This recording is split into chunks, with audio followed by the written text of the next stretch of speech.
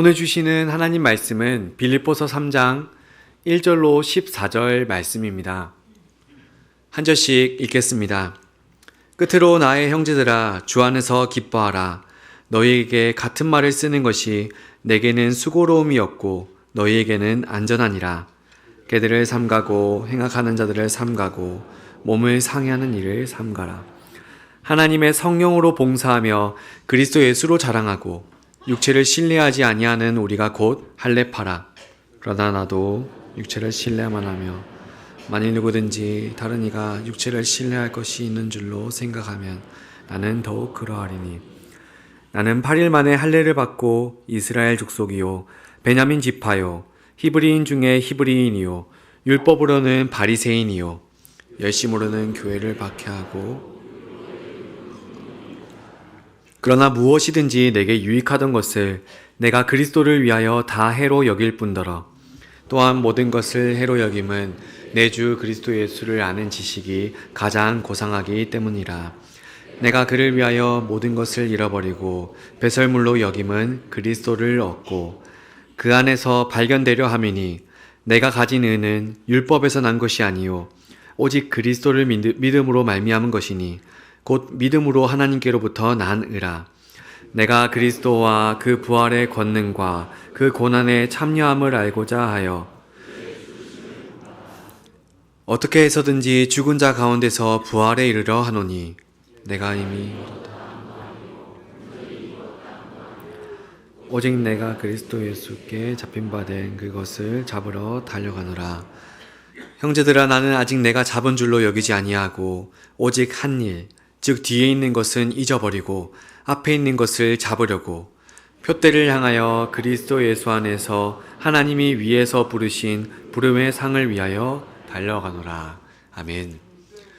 오늘의 말씀은 주 안에 있는 자, 주 안에 있는 자입니다. 여러분, 주 안에 있다는 것은 무엇을 의미할까요? 단순히 교회에 나오는 걸까요? 성경을 읽고 기도하는 것입니까? 아니면 좋은 행동을 하는 겁니까? 출퇴근길 차 안에서 또 집안일을 열심히 하시면서 또는 직장에서 점심시간에 하루를 마무리하고 침상에 누워 우리는 종종 이런 생각을 합니다. 과연 내 신앙생활이 올바르게 가고 있는가? 형식적이지는 않을까? 가끔은 일상에 파묻혀서 주님과의 관계가 멀어진 것 같을 때도 있죠. 하지만 오늘 우리는 성령의 감동을 따라 말씀을 작성한 바울의 모습을 주목해 볼 필요가 있습니다. 본문의 바울은 주 안에서에 있는 자가 어떠한 모습인지를 우리에게 가장 강렬하게 보여주기 때문입니다. 오늘 말씀을 통해서 주 안에 있는 자가 누구인지 확인하며 우리의 신앙을 돌아보면 좋겠습니다. 첫 번째로 주 안에 있는 자는 누구인가? 기뻐하는 자입니다. 1절을 다시 한번 보겠습니다. 끝으로 나의 형제들아 주 안에서 기뻐하라. 너에게 같은 말을 쓰는 것이 내게는 수고로움이었고 너희에게는 안전하니라. 이 구절에서 지금 바울은 우리에게 기뻐하라고 막 권면하고 있습니다.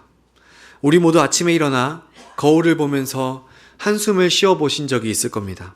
피곤한 얼굴, 해결되지 않은 문제들, 앞으로 닥칠 일들을 생각하면 어깨까지 무거워지지 않습니까?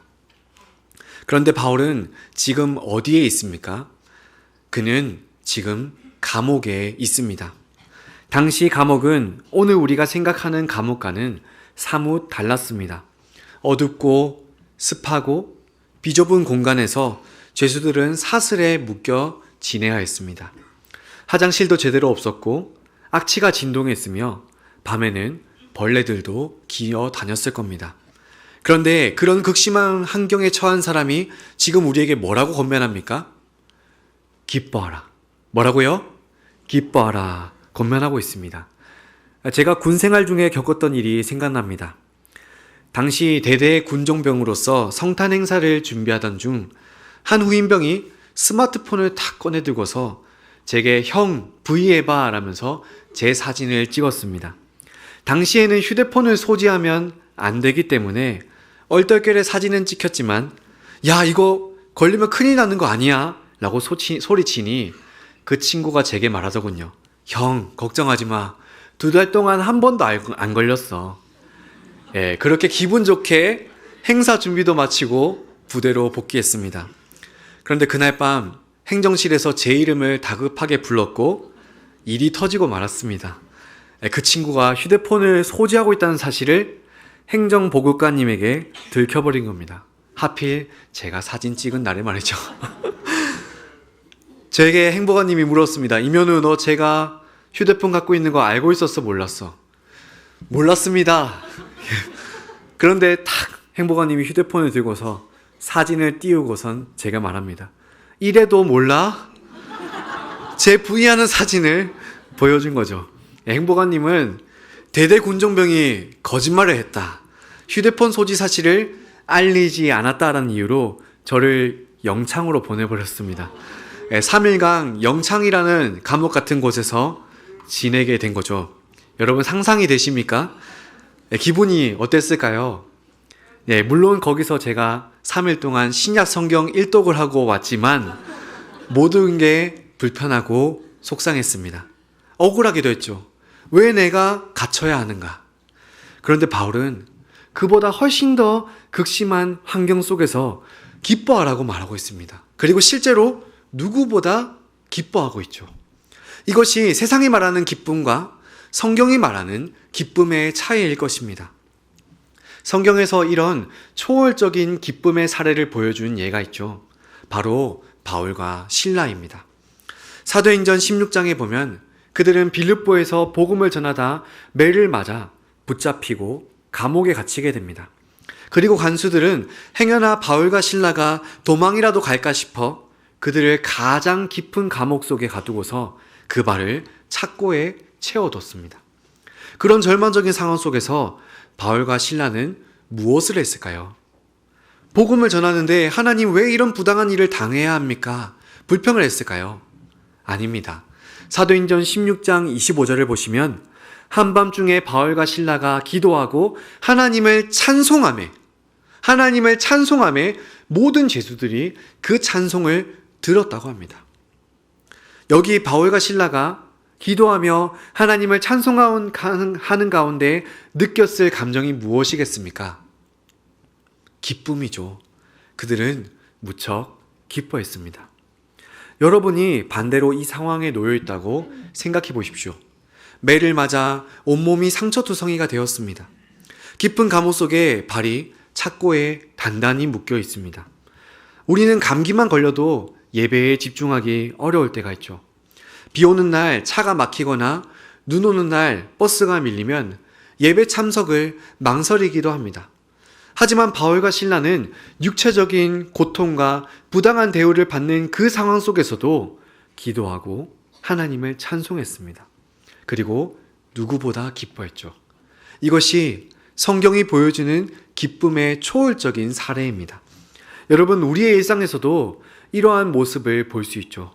아픈 몸으로도 지금 이 시간 예배에 참석하신 모든 성도님들, 경제적 어려움 속에서도 감사를 고백하시는 우리 성도님들, 가정의 위기 속에서도 끝까지 믿음을 지키시는 분들, 이런 분들은 이미 바울이 말하는 기뻐하라는 권면을 실천하고 계신 것입니다.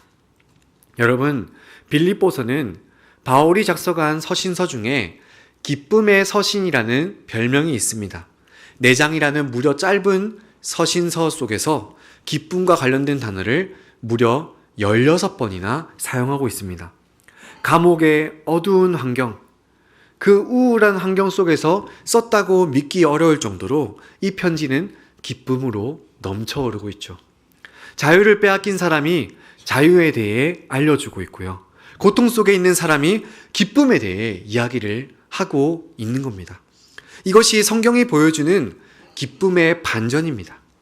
그런데 여기서 중요한 점은 바울이 우리에게 말하고 있는 기쁨은 주 안에서의 기쁨, 주 안에서의 기쁨이라는 겁니다.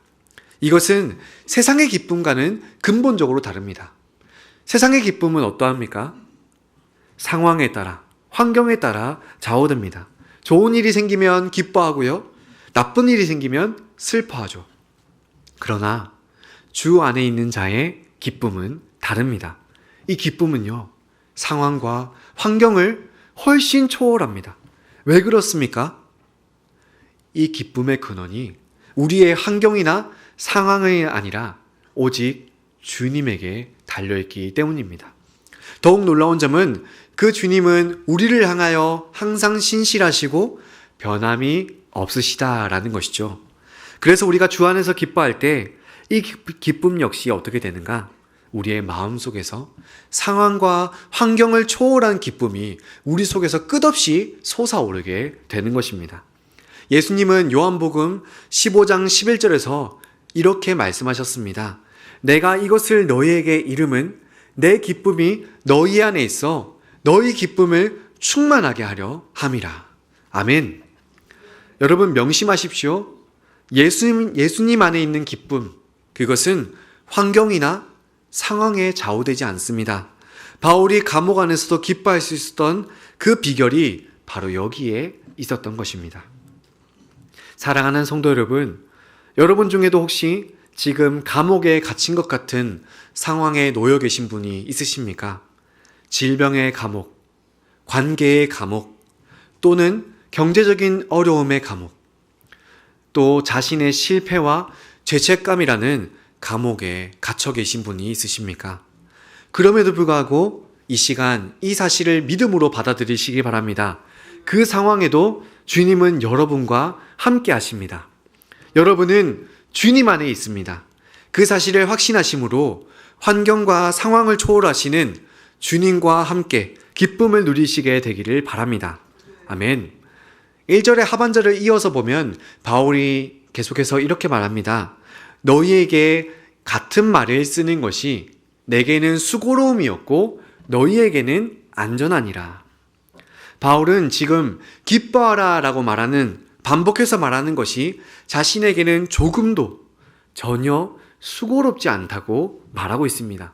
100번이고 1000번이고 10,000번이고 기뻐하라, 기뻐하라, 기뻐하라, 또 기뻐하라 말할 수 있다는 겁니다. 왜냐하면 이게 곧 빌립보 성도들의 안전으로 직행되는 길이기 때문입니다. 이게 무슨 말입니까, 여러분? 한번 바꾸어 생각해 볼까요? 기쁨이 없는 신앙은 어떻게 된다는 겁니까? 안전하지 않다는 겁니다. 기쁨을 잃으면 우리는 쉽게 낙심하고 낙심하면 우리는 쉽게 유혹에 넘어질 수 있다는 거죠. 그래서 바울은 지금 내가 기뻐하라는 권면을 몇 번이고 해주겠다. 거기에 너희의 안전이 달려있어 라고 권면합니다. 여러분, 우리는 주 안에 있는 자들이죠. 우리도 상황과 환경을 초월하여 우리의 마음속에서 매일 샘솟는 기쁨을 누리게 해달라고 간구합시다. 그리하여 주 안에서 기뻐하고 또 기뻐하시는 저와 여러분이 되기를 간절히 바랍니다. 아멘. 둘째로 주 안에 있는 자는 누구인가? 겸손한 자, 겸손한 자입니다. 2절을 한번 보십시오. 개들을 삼가고 행악하는 자들을 삼가고 몸을 상해하는 일을 삼가라. 이 말씀에는 다소 과격한 표현이 나옵니다. 바로 개들이라는 표현이죠. 바울이 조금 거칠게 표현하고 너무 앞서가는 것 아닌가라는 생각이 드실 수 있습니다. 그런데 이 말씀의 배경을 이해하면 바울이 지금 왜 이런 표현을 썼는지 아실 수 있습니다. 바울이 감옥에 갇혀 있을 당시에 유대주의자들이 빌립보 교회에 침투해서 문제를 일으키고 있었습니다. 이들은 이방인 그리스도인들이 구원을 받기 위해선 우리와 같이 할례를 받고 율법을 철저히 지켜야만 구원을 받을 수 있다고 주장하던 자들이었습니다. 그들은 초대교회 내에서도 끊임없이 문제를 일으켰고요. 갈라디아서를 보면 바울이 이 문제로 얼마나 고심했는지를 엿볼 수 있습니다. 그렇다면 여기서 바울이 정말로 우리에게 전하고자 했던 메시지는 무엇일까요? 바로 겸손입니다. 3절을 이어서 보시면 하나님의 성령으로 봉사하며 그리스도 예수로 자랑하고 육체를 신뢰하지 아니하는 우리가 곧 할례파라라고 하죠. 바울은 지금 말합니다. 진정한 할례와 육체의 할례를 의도적으로 대조시키면서 진정한 할례는 육체에 하는 것이 아니라 마음에 하는 거야 라고 말하고 있는 겁니다. 바울은 지금 유대주의자들이 가르치는 그런 가르침 말고 겸손을 가르치고 있습니다. 생각해 보십시오. 육체를 신뢰하는 것은 곧 자기 자신을 신뢰하는 것이고 이는 교만으로 빠지는 지름길입니다. 반면에 주 안에 있는 자는 어떻게 살아갑니까? 지식이 아닌 그리스도만을 의지하면서 겸손하게 살아가는 것입니다. 여러분, 여기서 우리는 또 다른 중요한 교훈을 보게 됩니다. 주 안에 있는 자의 태도는 항상 겸손으로 이어진다는 것이죠. 이게 겸손의 두 번째 모습입니다. 인정하기 쉽지 않지만 우리는 종종 자신을 신뢰하는 교만한 마음에 빠질 때가 있습니다. 저도 그럴 때가 있었습니다. 저는 지금까지 한라산을 정상까지 2번 올랐는데요. 처음에는 멋모르고 친구들과 즐겁게 올라가다 보니 평범한 운동화를 신고도 정상까지 한 번에 올랐습니다. 그때는 산이 저를 올려준 거죠. 그리고 몇 년 후에 다시 백록담을 찾기 위해 2 친구를 데리고서 새벽 첫 비행기를 타고 제주도를 향했습니다. 그때는 운동도 열심히 했고요. 자신감이 넘쳐 있었습니다. 등산화까지 신고 있었죠. 친구들에게 나는 한번 정상까지 가봤으니까 또 이번에 운동까지 해왔으니까 내 다리만 믿어 라고 교만해했습니다. 마치 제가 한라산 정상에 정상 팻말을 달아놓은 사람처럼 교만한 거죠. 그런데 변수는 아직 주변에 녹지 않은 눈이었습니다. 눈이 덜 녹은 상태였는데 제 신발은 일반 등산화였던 거죠. 믿을 것은 제 다리뿐이었습니다. 그러나 한라산은 제 자신감을 믿어주지 않았고요. 계속해서 반복해서 넘어지고 미끄러지다 보니 허벅지 뒤에 경련이 일어나 정상을 몇 미터 앞두고서 쓰러지고 말았습니다. 친구들에게 조금만 기다려줘 하면서 제 얼굴이 이미 일그러져 있었죠. 결국 친구들의 도움으로 정상까지 오르긴 했지만 지금 생각하면 참으로 부끄러운 순간입니다. 그리고 이 일은 제게 중요한 교훈을 줬습니다.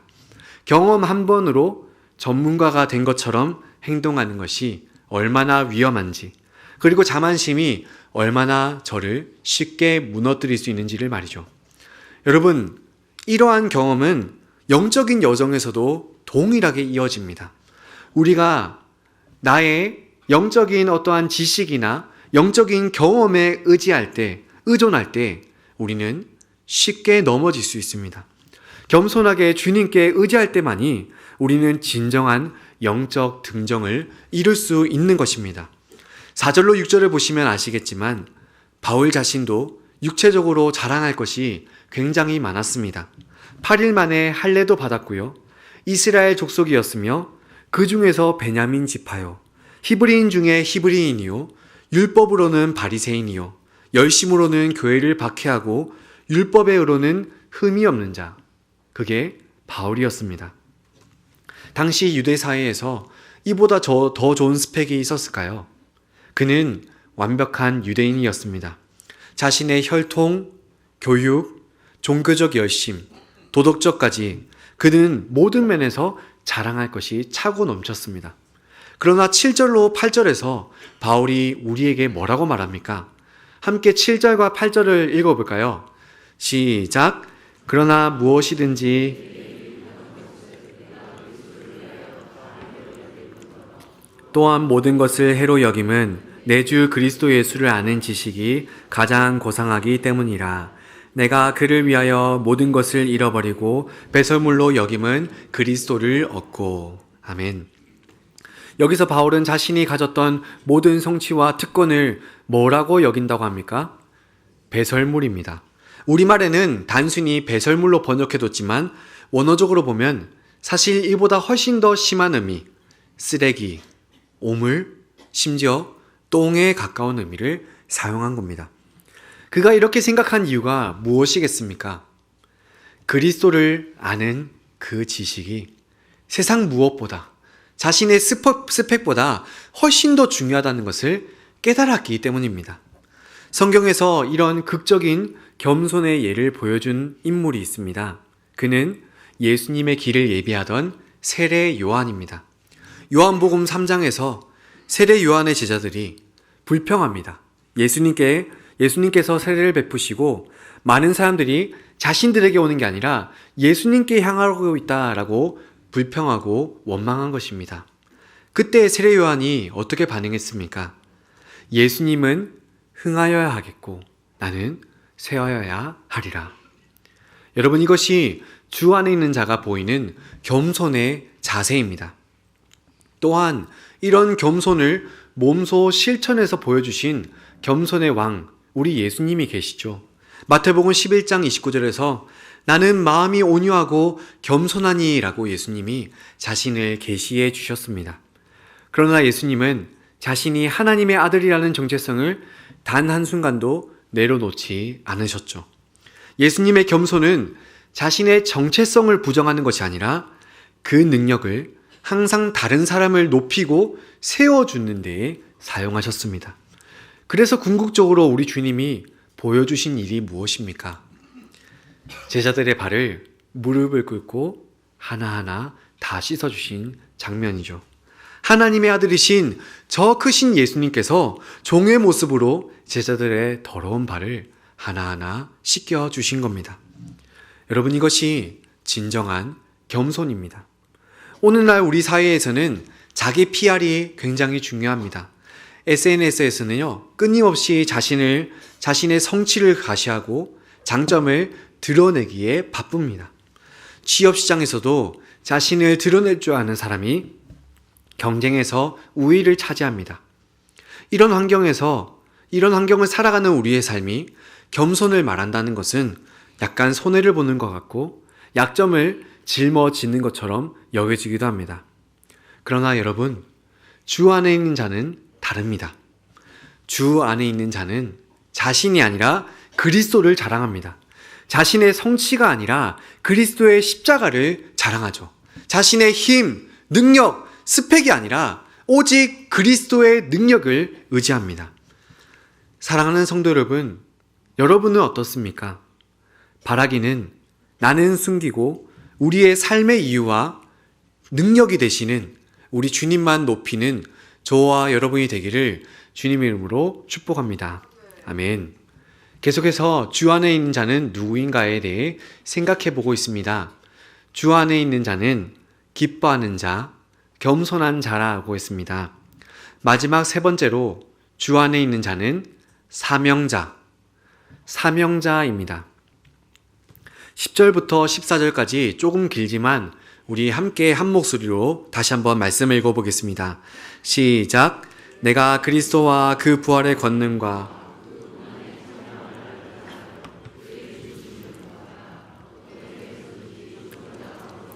부활에 이르러 하노니 내가 이미 얻었다 함도 아니요 온전히 이루었다 함도 아니라 오직 내가 그리스도 예수께 잡힌 바 된 그것을 잡으려고 달려가노라.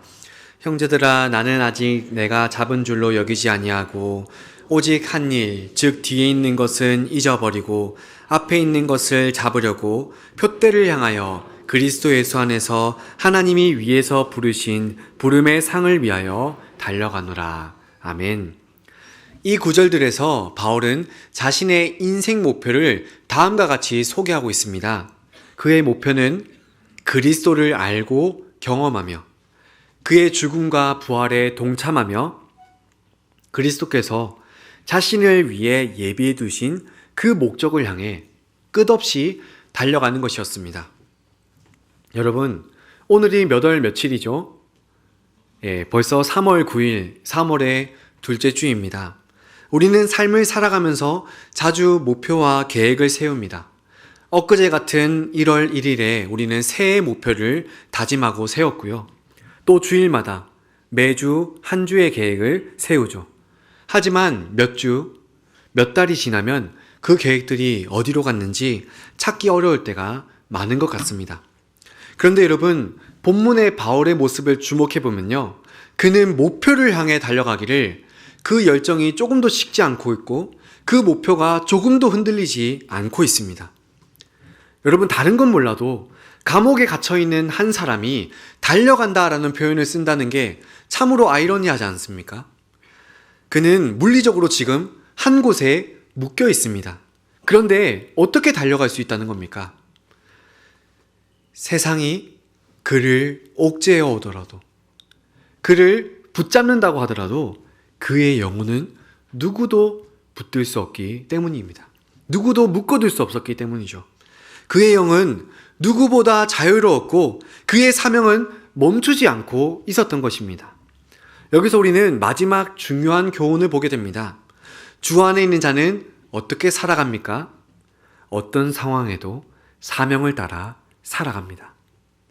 여기서 달려간다라는 단어는 디오코라고 하는데 따라가다, 전력을 다해 쫓아가다라는 의미입니다.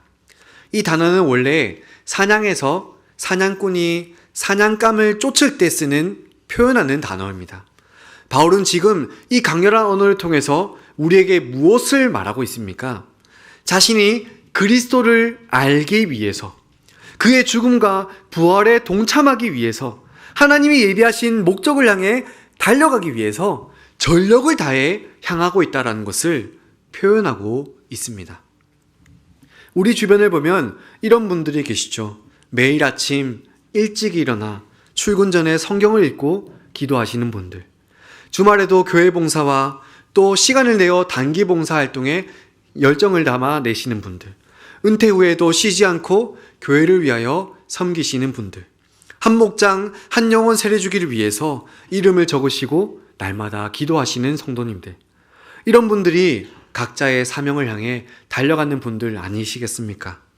성경에서 이런 사명 중심의 인물을 보여준 인물이 있습니다. 그는 다니엘입니다. 다니엘은 바벨론 포로로 끌려간 후에 왕궁에서 교육을 받고 높은 지위에 오를 상황이었습니다. 그러나 그는 자신의 출세나 안전보다 하나님을 향한 신실함을 더욱 중요하게 여겼습니다. 그래서 다리오 왕이 30일 동안 자신 외에 누구에게도 기도하지 말라는 금령을 내렸을 때에도 그는 어떻게 했습니까? 그 순간에도 여전히 하루에 3번씩 예루살렘을 향하여 무릎을 꿇고 기도했습니다. 왕의 명령을 어길 경우 사자굴에 갇힐 것이라는 그러한 협박이 있었는데도 말입니다. 결국 그는 사자굴에 던져지죠. 하지만 하나님은 천사를 보내어 그와 함께 하시며 그를 보호하시고 그를 건져 주셨습니다. 여러분, 다시 한번 본문의 배경을 머릿속에 떠올려 보시기 바랍니다. 바울 역시 다니엘과 비슷한 상황에 처해 있습니다. 지금 바울은 사자굴과 같은 감옥에 갇혀 있죠. 하지만 그의 영은 누구보다 자유로웠고 그의 사명은 멈추지 않았습니다. 그때에도 하나님이 나와 함께 하시다를 신뢰했죠. 교회를 누구보다 열심히 핍박하던 한 사람이 이제는 주님을 위해서 목숨까지도 아끼지 않고 달려가겠노라 고백하는 사람이 된 것입니다. 사도행전 20장 24절에서 바울은 이렇게 고백합니다. 내가 달려갈 길과 주 예수께 받은 사명, 곧 하나님의 은혜의 복음을 증언하는 일을 마치려 하면은 나의 생명조차 조금도 귀한 것으로 여기지 아니하노라. 아멘. 여러분, 이것이 주 안에 있는 자의 모습입니다. 그리고 이러한 모습은 우리의 삶에 중요한 질문을 던져줍니다. 그것은 우리 개개인에게 주어진 사명은 무엇인가? 그 사명을 향해 달려갈 동력, 힘은 과연 어디에 있는가 하는 점입니다. 그렇다면 바울의 사명은 과연 무엇이었을까요? 본문에서 그의 사명을 크게 2가지로 볼 수 있습니다. 첫째로는 그리스도를 아는 것이었습니다. 그는 10절에서 내가 그리스도와 그 부활의 권능과 그 고난의 참여함을 알고자 하여 라고 고백하죠. 단순히 머리로 아는, 지식적으로 아는 그러한 지식을 쌓는 수준이 아니라 그분의 죽으심과 부활에 동참하는 삶을 통해서 그리스도를 온전히 경험하는 것을 그의 사명으로 삼고 끝까지 달려간 것입니다. 2번째로 복음을 전파한 것입니다. 고린도전서 9장 16절에서 바울은 내가 복음을 전할지라도 자랑할 것이 없음은 내가 부득불할 일임이라. 만일 복음을 전하지 아니하면 내게 화가 있을 것이로다 라고 고백했습니다. 그에게 있어 복음 전파는 선택이 아니라 필수적인 사명이었습니다. 그래서 그는 감옥에 갇혀있는 그 상황에서도 빌립보서라는 성령의 감동을 따라 서신서를 작성해 나갔던 것입니다. 그렇다면 바울을 그토록 달려가게 했던 원동력은 과연 무엇이었을까요? 12절을 다시 한번 주목해 보십시오. 12절에서 그는 그리스도 예수께 잡힌 바 된이라고 고백합니다. 여러분, 바울이 끝까지 사명을 향해 달려갈 수 있었던 힘은 바로 그리스도 예수님께 잡힌 바 된 은혜의 경험이었습니다. 다메섹 도상에서 바울은 부활하신 예수님을 만났었죠. 이 사건은 바울의 인생을 완전히 뒤엎어 버렸습니다. 예수님을 만나기 전 바울은 성경에 대한 지식이 풍부했고요. 율법을 철저히 지켰으며 종교적인 열정도 넘쳐났습니다. 그러나 그는 진리를 알지 못했죠. 그런 바울이 예수님을 만나게 되자 그는 자신이 그토록 핍박하던 예수님이 자신의 생명을 위해서 목숨까지도 아끼지 아니하셨던 주님이라는 것을 깨닫게 되었습니다. 그리스도께서 바울을 완전히 사로잡아 주신 것이죠. 여러분, 바로 이 사랑의 경험이 바울을 끝없이 달려가게 했던 것입니다. 상황과 환경을 초월한 기쁨을 주시고서 그 어떤 고난과 역경도 견디며 사명을 향해 달려갈 수 있었던 비결이 그리스도 예수님의 십자가 은혜에 있었던 것입니다.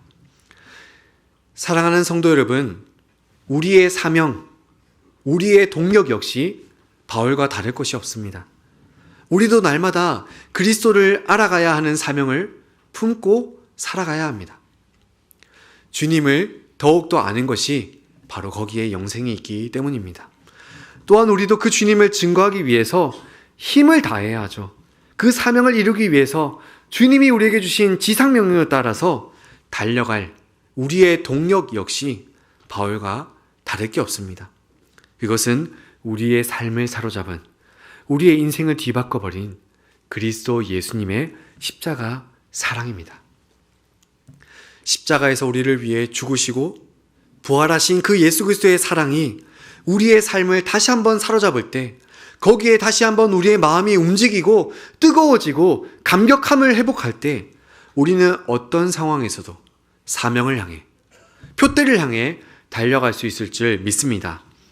여러분, 바울처럼 마치 달리기 경주 선수처럼 부름의 상을 위하여 달려가는 모습 너무나 멋지지 않습니까? 여러분, 우리도 이미 경주를 시작한 사람들입니다만 그럼에도 다시 한번 이 사명을 향해 나도 달려가겠습니다, 다시 한번 마음을 다잡습니다 라는 마음으로 그 마음을 담아서 우리 14절 말씀 함께 읽어보겠습니다. 시작! 표대를 향하여 그리스도 예수 안에서 하나님이 위에서 부르신 부름의 상을 위하여 달려가노라. 아멘. 사랑하는 성도 여러분, 주 안에 있는 자는 상황과 환경과 상관없이 사명을 따라 살아갑니다.